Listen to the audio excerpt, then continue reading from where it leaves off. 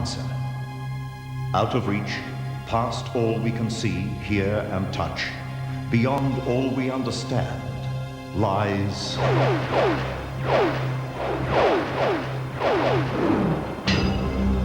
the extraordinary. The Extraordinary is the story of twins Greta and Frida Chaplin, two separate people who appear to share a single mind. Do you always know what the other one is going to say? We do, yes, yes. Greta, do you know what Frida is going to say? So you talk with her? Yes. And Frida, do you know what Greta's going to say? It is the startling premonition of Jimi Hendrix's death, revealed by L.A. Law's Corbin Burnson.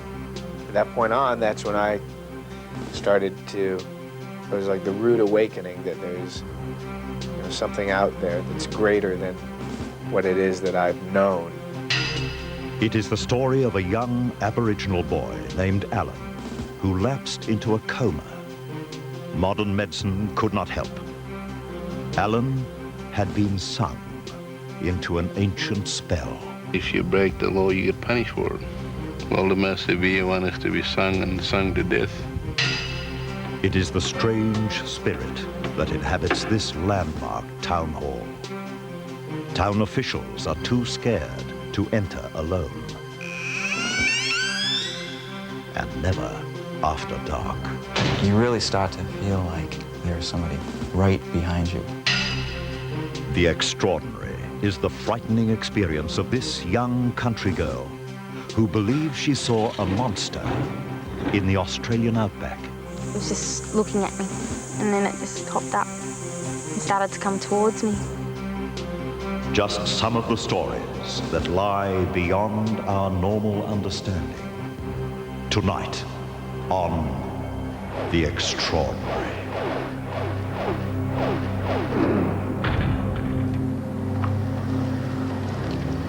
Good evening.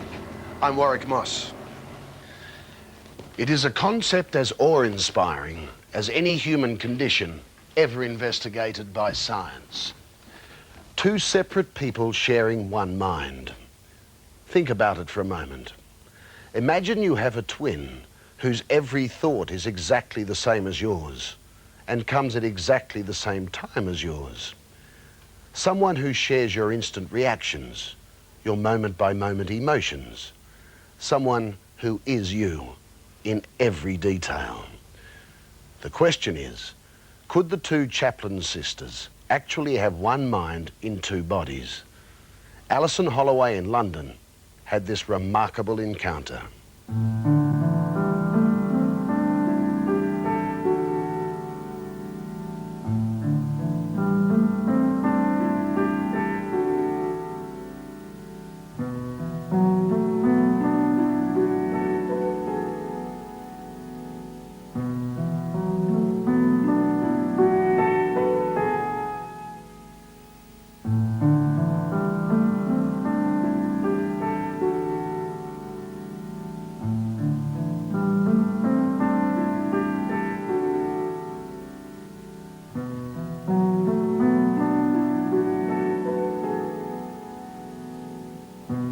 Were you always told to stick together? Yes. By whom? Mother and father. And what did they say to you? Always stick together? Yes. Yeah, father said to us. Father said that. He said, I brought you up and I always want you to stick together. I've always brought you up to stay together. And I always want you to do. And Mother said to us one day, I always want you to be good to each other. Mm. And you've always stayed close? Yes. Because your mum and dad said to stay close to one another? Yes.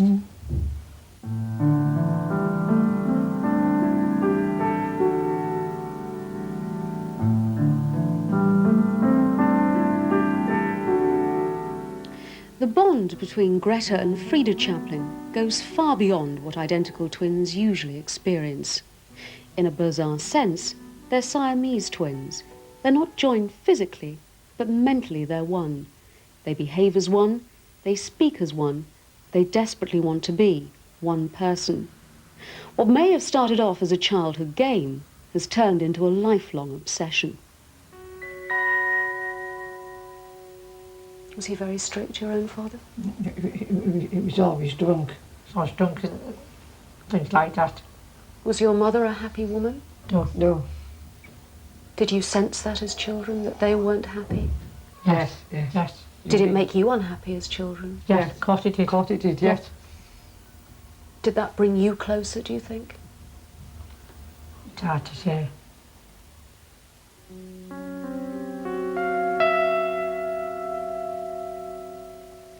As children, they were each other's best friend, each other's security.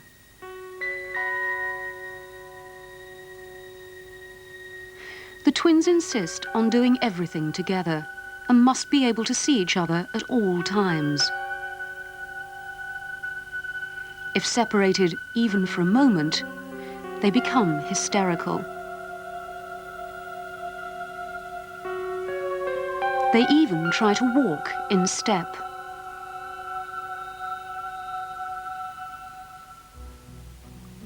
Today they're so close that they sleep in a double bed.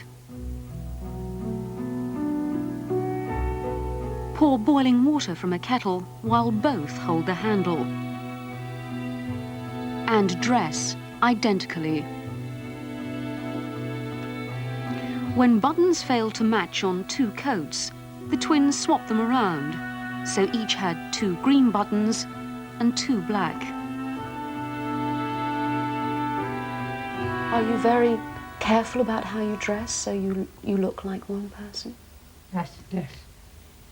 Have you always done that? Yes, always. Always.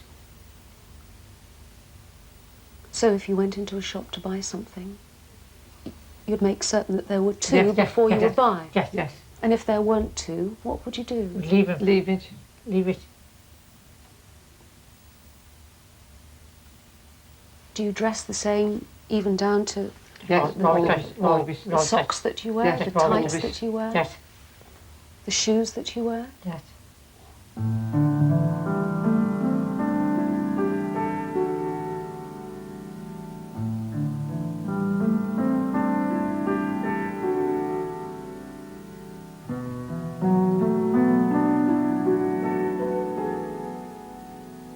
When doing their household chores, they move about slowly and stiffly.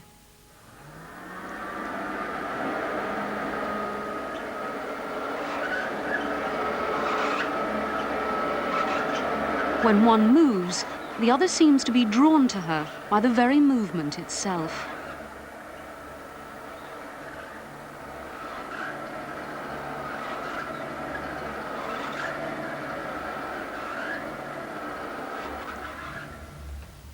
The twins have developed a number of fixed rituals and routines which they keep to when they're in the house, and which seem to reinforce the bonds and accentuate their dual actions which began in their childhood.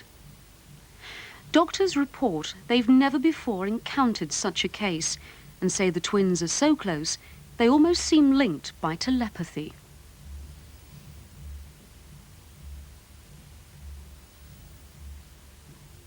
Have you ever argued about anything? Not that we can't mend it. We always mend it if we do. We know not that we never that we can't mend it. Do you know what we mean? Mm-hmm. So the arguments didn't last for very long? No. Has one of you been sick and the other one hasn't, and the other one's looked after the one that's been ill?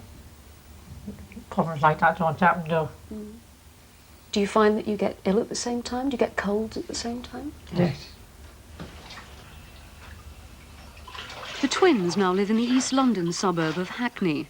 Their strange condition, having to be together 24 hours a day, makes holding normal jobs and leading normal lives almost impossible.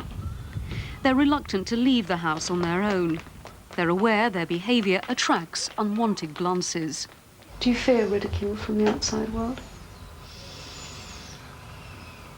Well, we don't go out much when somebody goes to be this, that's all. Just we stop indoors a lot. Would you like to get out more? If somebody took us, yes. Somebody took us, yes. Yes. Somebody used to take them out regularly. A man called Jack Davenport, a retired textile engineer who invited them to share his house in London after reading about them in a newspaper. Jack was like a father figure. They loved him dearly. But Jack died last year. Did he fill a gap in your life? Yes, yes. It's very sadly missed. Very sadly missed, yes. When they become stressed, they talk in unison, speaking the same words in identical voice patterns that create a weird echo effect. For a long time yet. He said, I won't go for a long time yet. Because he had no idea what was going to happen. He had no idea what was going to happen. So he said, I won't go for a long time yet. Or I'll be around for a long time yet. That's what he said. That's what he said. He said that I would put it, I'll be around for a long time. And was he? No. No. No. No. No. He died shortly after that? Yes, yes, about 6 months after. Yes. 6 months after he said that to him, yes. Yes. And he's the person that's got closest to you? Yes, yes. How close are you? Do you want to be together all the time? We do, yes, we do, yes, yes. Every single waking moment? Yes, yes. Have you ever been apart from one another? No. Ever? No, no.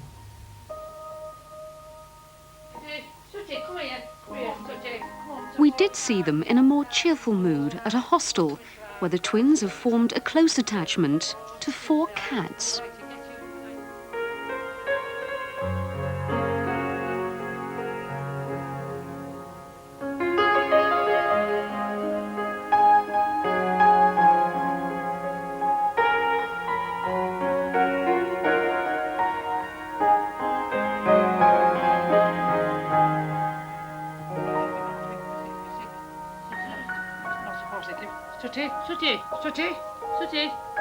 Oh, it's frightened, yes. Do you always know what the other one is going to say? Oh, gosh, know what we want to do and things, yes. Yes. Do you know what your twin is saying? Because you talk together, don't you? Yes, yes. Greta, do you know what Frida is going to say? So you talk with her? Yes. And Frida, do you know what Greta's going to say? Yes. The women's extreme closeness has intrigued the medical world, and some experts say they genuinely appear to share one mind between 2 bodies. We just look at our life as though there's only one of us, like one person. We don't go into all things you go into, we don't go into. You don't want to do that. No. Mm-hmm. So you are just one person? Yes, that's how we look at it, yes. And is that how you look at it too? Yes.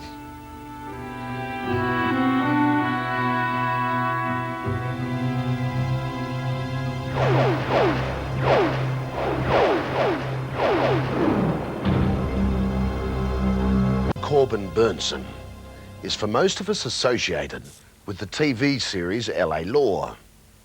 He's a bit of a legal scoundrel who spends as much time trying to get his divorcee clients into the bedroom as he does getting their ex-husbands into the courtroom. You'll be pleased to hear Corbin is nothing like that in real life. He's a devoted family man, but he does have a few surprises, especially in the world of the unexplained. To watch Corbin Bernsen in LA Law, you'd expect him to be about as vulnerable to superstition as he is to the 9th commandment. To protect my boss. You're loyal. That's a rare quality. In real life, Bernsen is the faithful husband of actress Amanda Pays and a dedicated father. Most people can't deal with it. They usually think when I'm talking to you now, they think I'm, lying or bull. Beep, beep, beep, beep. But Bernsen, the family man, isn't the only surprise. He was raised in a Christian Science family by a mother who believed in the power of prayer to heal. And to this day, he relies on a heavy degree of spirituality in all phases of his life. It's funny, I think my mother and myself have this ability that when somebody is sick, I know my mother certainly does, and I can feel it sometimes that, and I'm not talking about healing and putting hands on, I don't want to get like all weird here, but if my child is sick, and my mother used to do this to me, you can put a hand on somebody and you can, I don't know, you can ease the disease, I don't want to call it the disease out, but I'm not saying I'm going to go heal, you know, none of that stuff. But you know, I kind of hold my son sometimes when I know he has a little cold or something and say, just give me some of it, let me have it, you know, let me have it, just, you're better now, you're better now. And maybe it's nothing more than just easing him, and when you're at rest, your body heals better. Bernsen openly admits he's hooked on superstition. In a moment, we'll get to why he won't throw out a particular $50 bill and why he wore a banana sticker on his forehead for a month. But more dramatic was the first incident that convinced him there's more to our world than meets the eye. It happened the morning after the drug overdose death of 60s rock legend Jimi Hendrix. My brother and I shared a bedroom, and we were into rock and roll music and Jimi Hendrix and the Stones, and went to all the concerts. And then one day we had heard, I guess, that Jimi Hendrix was coming to play the Hollywood Bowl here in Los Angeles. And as I recall it, we had these bunk beds, you know, and I used to sleep up above my brother and he used to sleep down below. And he kind of looked up at me one morning and he said, we got to go get those Hendrix tickets today. We got to go get those Hendrix tickets for the Hollywood Bowl. And I kind of laid there for a minute and just felt weird. And I just kind of leaned over like you do in a bunk bed and looked down to him. I said, we can't, Jimi Hendrix is dead. And he said, what are you talking about, Jimi Hendrix is dead? He's not dead. I said, Jimi Hendrix is dead. And then we both threw it off and we said, yeah. I said, I don't know what I'm talking about. Let's just, we'll go get the tickets a little later. And in the morning report on the news and the whatever, he had died 6 hours, what was during our night. He had died. Since that day, Bernsen's kept an open mind toward unexplained phenomena and openly admits he's uncommonly superstitious. If you push Corbin Bernsen a little more, he'll confess to maybe his most embarrassing superstition. It concerns one of the little sticker labels they put on Chiquita bananas. I had this Chiquita banana sticker they put on them, and I put it right here, and I still have this sticker. I put it in the middle of my forehead, and I wore it to school for about a month. I wouldn't take it off. I was scared to take it off. I showered with it. And more recently, there's the case of the wallet and the $50 note.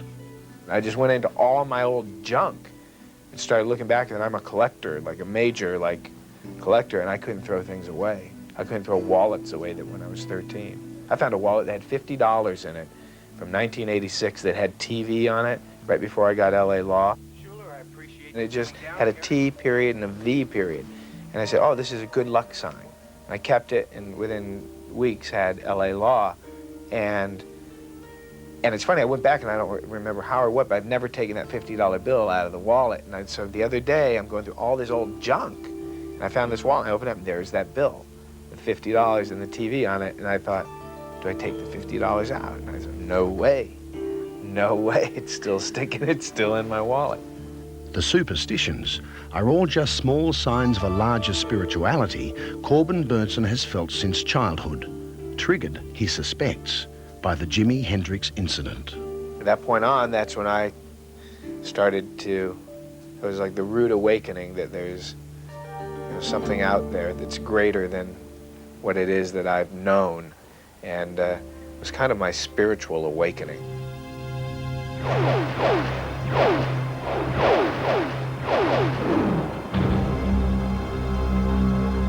Coming up, the story of a young Aboriginal boy cursed by his own people and beyond the help of modern medicine.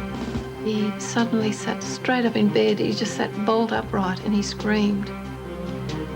And all he said was, I've got 1 minute to live.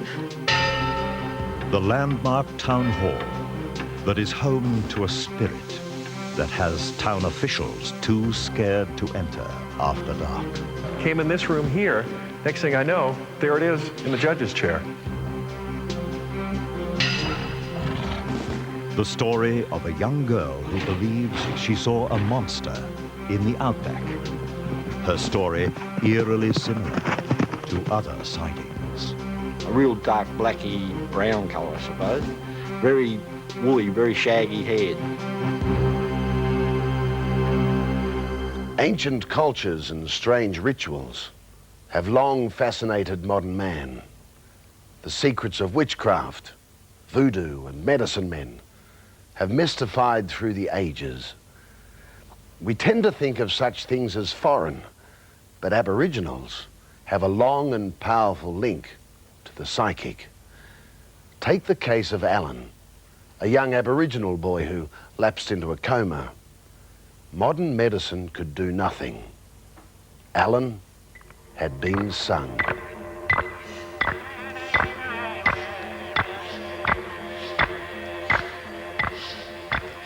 For centuries, Aboriginal tribal elders have passed down their legends, their knowledge, from generation to generation. Outsiders have always been mystified by their powers, many of which seem to transcend scientific explanation. Those elders are said to have the power of life and the power of death. There's certainly a firmly held belief that that many deaths were the result of Aboriginal influences. But, Randy Spargo has spent 20 years in the far northwest of Western Australia. He's now the resident doctor in Derby.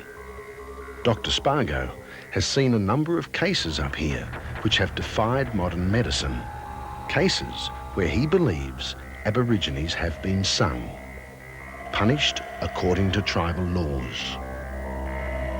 There's a very rapid deterioration in their physical and mental condition. They go into decline very, very quickly. And when that happens, it's probably too late. Back in 1989, Alan Bangmora, who was then 17 years old, suffered all those symptoms.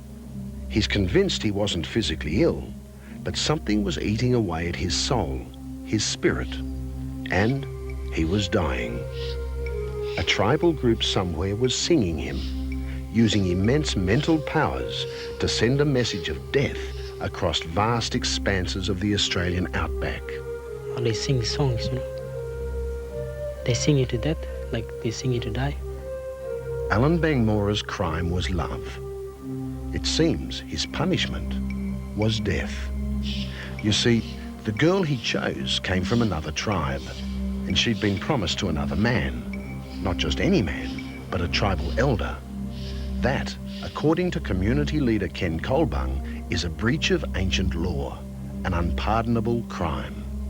Well, in breaking the law, he has in some way dirtied the bloodlines of the tribal group.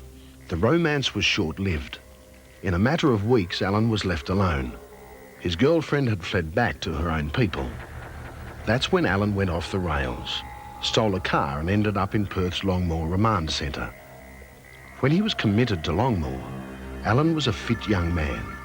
Average weight, average height, and no known medical problems.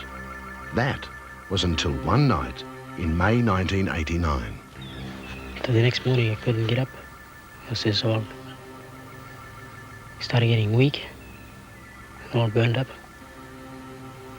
And my head was hot. And the eye was blurry, couldn't see. I was just laying there and just couldn't do nothing. The remand centre's nurse, Judy Long, began to suspect that this was not a straightforward illness. It was not one that pills could cure. And then he was holding his the left side of his chest, and he was pulling. He was really pulling at his chest and complaining about a red stone that was stuck in his chest. And then after that he was talking about a feather that was behind his left ear, which sort of led me to believe what I'd been thinking all along, that this young man had been sung.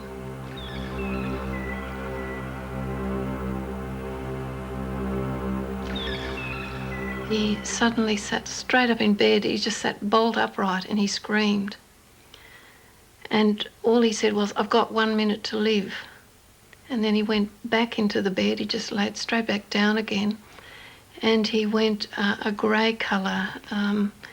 It was just something I'd never seen an Aboriginal do before. I'd never seen someone that dark go that pale before, and it was quite a shock. Judy Long knew Alan needed help, and needed it quickly. An ambulance rushed the boy across Perth to Sir Charles Gardner Hospital, where he was admitted to intensive care. 48 hours later, young Alan was still in a coma. The doctors had tried everything, but modern medicine had failed them. All their tests, all their technology couldn't tell them what was wrong. So in desperation, they turned away from the present and sought wisdom from the past. There is a tribal law in every tribe that if you break the law, you get punished for it. Well, the most severe one is to be sung and sung to death. This is the man the hospital called in. A man some might call a witch doctor. He is in fact an Aboriginal elder who says he has the power to unsing, to cast off evil spells. Never before has he spoken about these ancient skills, and by doing so now, he believes his life could be in danger. Well, it's all in my hands. See? When I put my hand on anybody, I can fix them up. And as I run my hand through anybody, I can take the power out, break the spell. The elder was flown from his tribal area up north to Sir Charles Gardner Hospital, where he was taken to see the boy, still in intensive care, still in a coma. The doctor knew that I was coming, and they just told me that they'll leave us for 20 or 30 minutes. And I just talked to him myself and rubbed him over, and he was good as gold. Only 2 people know exactly what happened in that hospital room. The elder says the treatment is a secret that belongs to his people and his people alone. Alan Bangmora is still bewildered, and his memory of those few minutes is hazy. This man just told me, "Oh, just lay in the bed. I'll fix you up." So he just took off my shirt, told me to close my eyes. Then I was opening up my eye, and he was there just rubbing my guts, my feet, my head. Just like he was just pulling out all these things, you know, like I could feel it coming out. He said, "Oh, you're right now, I fixed you up." The spell was broken. Alan's life was spared. He knew he had escaped death, yes. Alan's 21 now and lives in Derby. He knows he made a mistake and went close to paying the ultimate price. Alan truly believes that he broke an ancient law, and it was only an ancient power that saved him. The white doctors, they don't know what's going on. They can't fix anybody up. That's because it's all sort of invisible. It's a spiritual thing. The mind is being taken over by the spiritual singing.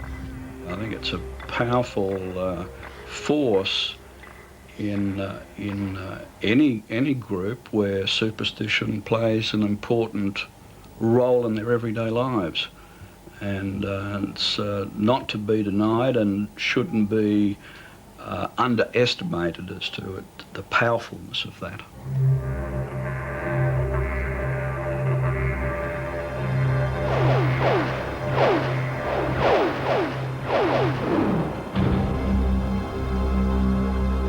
There are great ghost stories along the craggy coast and dark woods of the American Northeast. This one began half a century ago, about a strange spirit that inhabits the landmark town hall in the village of Alton, New Hampshire. And it's still going. The witness list is impressive. The town's chief of police, the town planner, and oh yes, the town clerk. She's just one of several Alton town officials who refuse to enter their own town hall alone, and never after dark.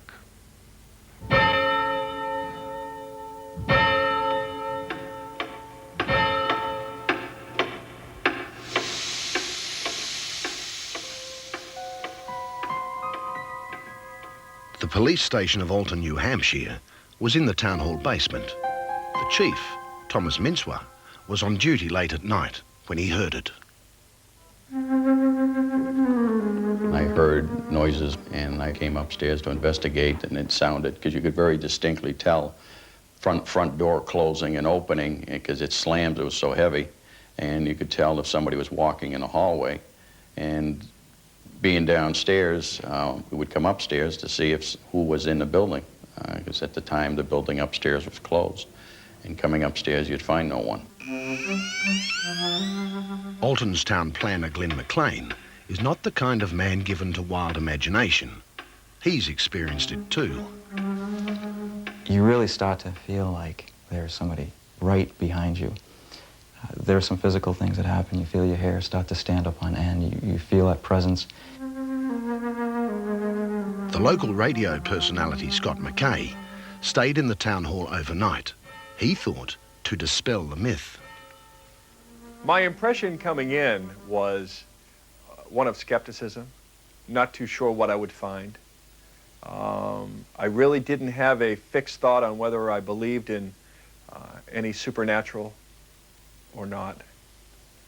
And when I left the next morning, I still wasn't too sure, but I do know that something happened. And Alton's town historian, Judith Fry, is just about ready to include the ghost in official records. I think it's happened too many times just to be a coincidence. And I think there's really some merit in it. It usually happens sometime after midnight. And it continues until 2 or 3 o'clock in the morning. These are the hours of the Alton Town Hall ghost.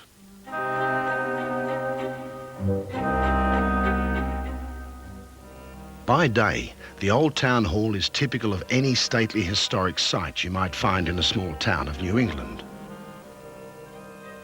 This one stands with town pride. Its 100th anniversary is coming up, and a celebration like Alton hasn't seen for many years is planned. Some townsfolk are wondering if the big event might stir something unexpected, even unwanted, in the old landmark.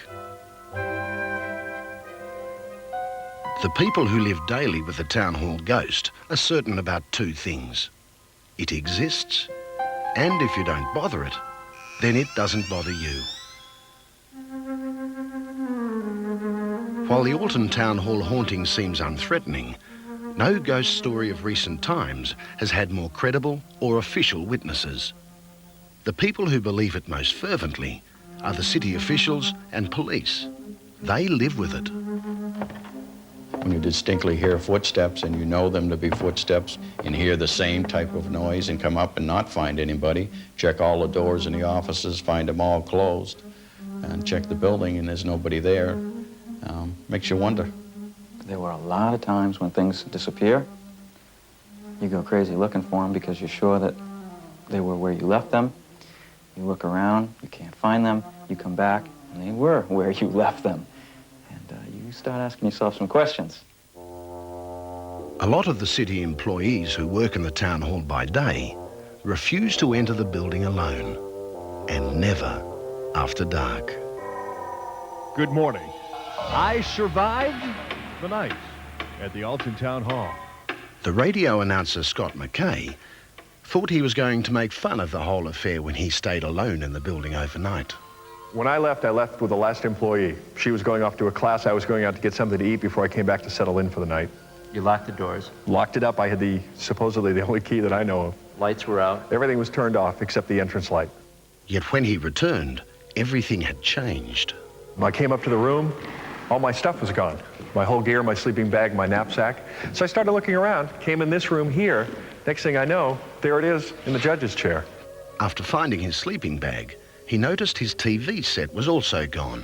After I retrieved my knapsack, I came over to the stairway here, and down at the bottom of the stairway was my monitor. Nothing wrong with it. It wasn't broken. It just looked like it had been placed down there. All night long, he heard footsteps when no one was there, noises that no one was making, felt a presence that made his hair stand on end. Even though I was lying here on the floor, supposedly alone in the building, something told me that I wasn't alone. What he encountered was consistent with everything the police chief and his men had been quietly telling each other for years. They would find lights on in the building as they drove past and turn around and come back to check them, and the lights would be out. The sound of doors slamming has been a constant unexplained noise for anyone who stayed alone in the town hall after dark. The cell door in the old basement police station has been a sobering reminder that Alton's most famous building is never quite empty. And the dogs. The stories about the police dogs are what spooks the town planner Glenn McLean most of all. The dog would want to respond to something upstairs. The officers on duty would take the dog upstairs and let the dog run. It would go down the main hall on the first floor of the building, hit the steps that lead to the second floor, go about 2 steps up and stop. The question of whose spirit occupies the town hall has never been answered. One story is that a city elder responsible for the town clock long ago was killed in the tower. Another concerns a woman named Sarah Glidden. Like witches of old, she's buried beneath granite in the town cemetery. Some think her spirit has escaped. In 1825, a lady by the name of Sarah Glidden, who was a resident of East Alton, was struck down on a clear day by lightning and was killed. This incident has been documented in the church record. Whatever walks the corridors of Alton Town Hall at night, the townsfolk either don't want to know or don't want to disturb it. I want to be on the record with the ghost as being respectful of it because I believe it is here. With the town hall's big centennial celebration coming up, the people of Alton just hope the ghost enjoys a party.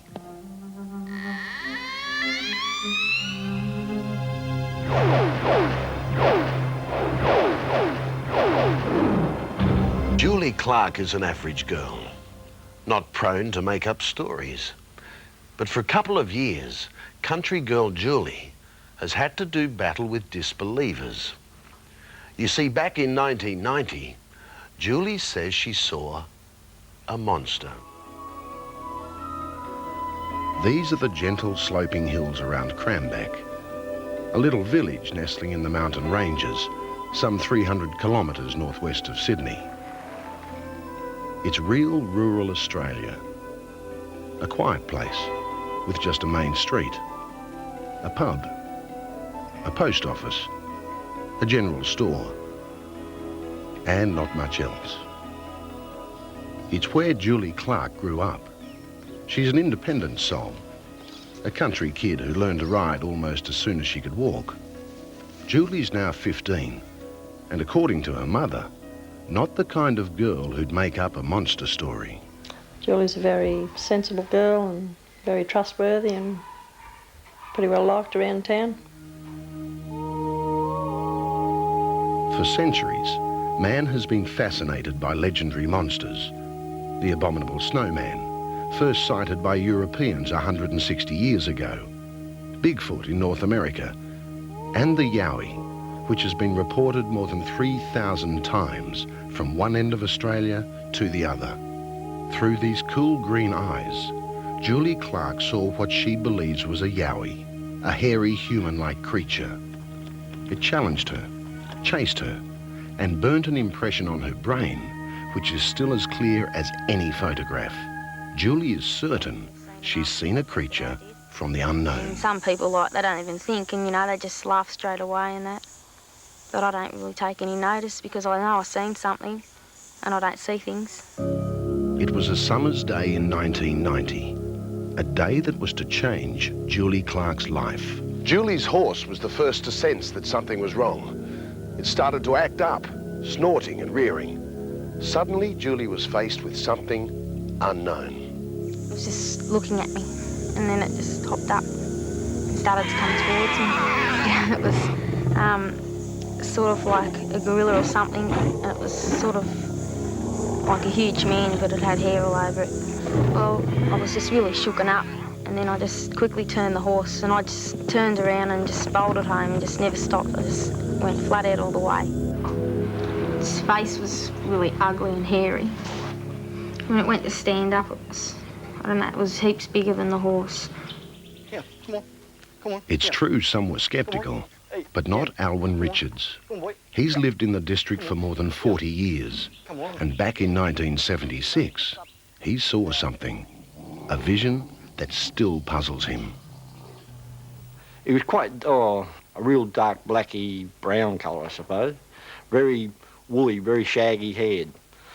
And the smell was a very stinking, more electrical sort of smell than like a, oh, I don't know, sort of hard to describe, but a very stinking sort of smell, something that's not natural, not a natural animal smell that you'd normally smell around.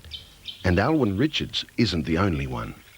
There's been another remarkably similar sighting, a sighting by a local businessman. He agreed to tell his story, but he did ask to remain anonymous.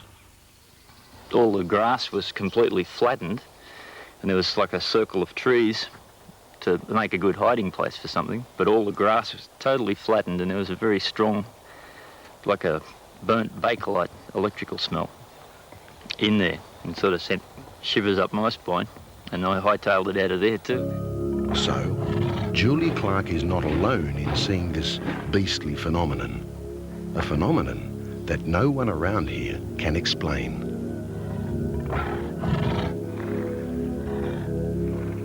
Although the quiet surrounds of Cranbrook may look picture postcard perfect, there's one young girl growing up in this small rural community who believes with all her heart that there is a creature from the unknown somewhere in those hills.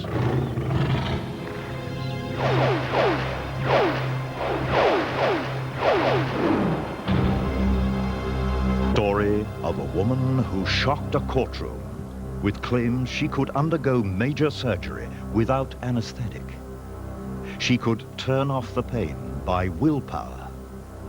And she produced videotapes to prove it. An untold story, next week. That's all we've got time for tonight. Just before we go, I'd like to show you another story from next week's show. It's about a young Melbourne couple who married in Britain at the end of last year. When they got their wedding photos back, there he was, the ghost of Chiddingly Church.